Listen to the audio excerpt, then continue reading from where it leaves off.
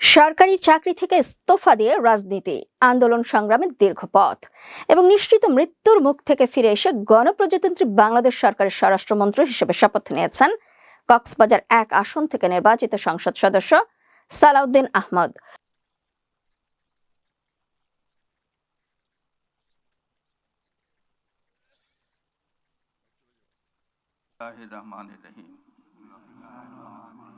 আমি সশ্রদ্ধ চিত্তে শপথ করিতেছি যে আমি আইন অনুযায়ী সরকারের মন্ত্রী পদের কর্তব্য বিশ্বস্ততার সহিত পালন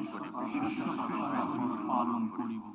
17 ফেব্রুয়ারি বিকেল 4টা 20 মিনিটের দিকে রাষ্ট্রপতি মোহাম্মদ শাহাবুদ্দিনের কাছে তিনি শপথ বাক্য পাঠ করেন। তিনি স্বরাষ্ট্রমন্ত্রী হিসেবে দায়িত্ব পেয়েছেন। এর আগে সকালে কক্সবাজার 1 আসনের সংসদ সদস্য হিসেবে শপথ নিয়েছেন বিএনপির স্থায়ী কমিটির সদস্য ও বর্তমান সময়ে জাতীয় রাজনীতিতে পরিচিত মুখ সালাউদ্দিন আহমদ। 1996 সালে প্রথম সংসদ সদস্য নির্বাচিত হওয়া সালাউদ্দিন আহমদ 12 ফেব্রুয়ারি অনুষ্ঠিত ত্রয়োদশ জাতীয় সংসদ নির্বাচনে প্রতিদ্বন্দ্বী প্রার্থী জামায়াত ইসলামের আব্দুল্লাহ আল ফারুককে 95,830 ভোটের বিপুল ব্যবধানে পরাজিত করেছেন। দেশের পর্যটন সমৃদ্ধ জেলা কক্সবাজারের 2 উপজেলা চকরিয়া ও পেকুয়া নিয়ে গঠিত কক্সবাজার 1 থেকে তিনি এর আগে 1996 ও 2001 সালে নির্বাচিত হয়েছিলেন।